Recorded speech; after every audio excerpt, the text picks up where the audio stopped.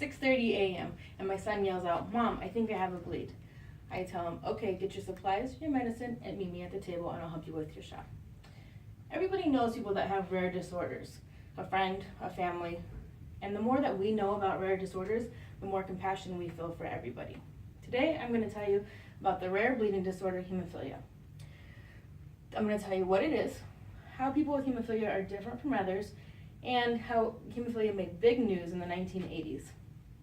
Hemophilia is often called the royal disease because Queen Victoria is thought to be the first carrier of the disorder. Hemophilia is carried on the X chromosome, so women carry it and give it to their sons. According to the National Hemophilia Foundation, which is the leading advocacy group in the nation, hemophilia was first discovered in Queen Victoria when she ruled from 1837 to 1901. Since the royal family wanted to keep their blood royal, it traveled within their family and then out to others. According to BloodWorks Northwest, which was formerly the Puget Sound Bleeding Disorder Foundation, in 2014 there were about 7 million people in Washington state. Out of those 7 million, 900 were diagnosed with hemophilia, so it is a very rare disorder. Hemophilia means that your blood does not clot. So if you or me get a bruise, proteins in our bodies travel to this site and form a clot so the bleeding stops. In people with hemophilia, the proteins don't work, so the blood continuously pools into the muscle or into the joint.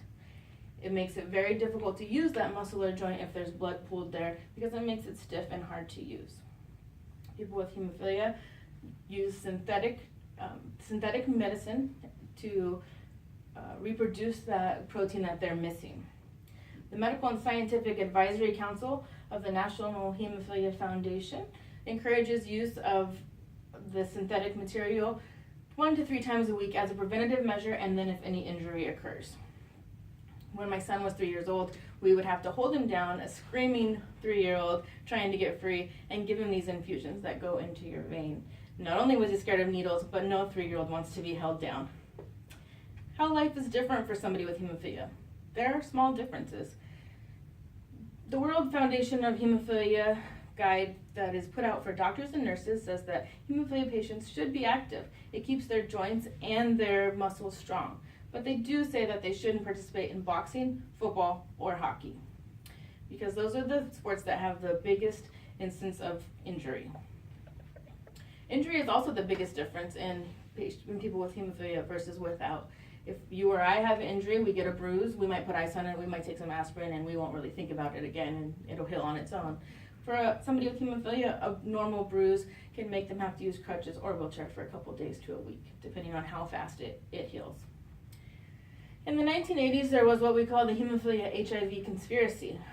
The World Federation of Hemophilia said that in the 1970s and 1980s, thousands of hemophiliacs were infected with HIV and hepatitis C because real blood products were used to help them with their hemophilia instead of synthetic material. The documentary Bad Blood showed that in 1987, pharmaceutical companies and the Center for Disease Control had knowledge that this blood was contaminated, but they felt it was too expensive to clean the blood or to recall the blood. So they continued to let this blood go out into hemophiliacs' lives and affect their lives by ultimately them contracting HIV or hepatitis C. Families lost many brothers, sons, uncles, and grandfathers because of this. The Center for Disease Control estimates that 6,000 to 10,000 lives were lost because of this. My father and my uncle both passed away because of complications from HIV. They were 32 and 39. It was not their fault. They were not doing anything wrong except for trying to get a cure for their disorder, or not a cure, but try to resolve problems with their disorder. In 1995, a class action lawsuit was filed by the victims and the families of the victims, and they ultimately won because there was knowledge about this, and the CDC and the pharmaceutical companies continued to put out this blood that was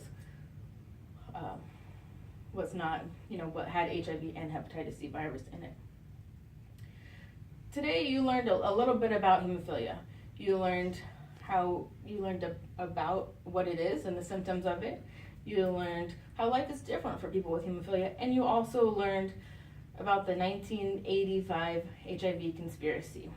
I asked my son to tell me what he most wanted people to know about hemophilia, and he said, I want people to know that even though we're different, and you can't maybe tell we're different, we just want to have friends and play with other people just like normal kids.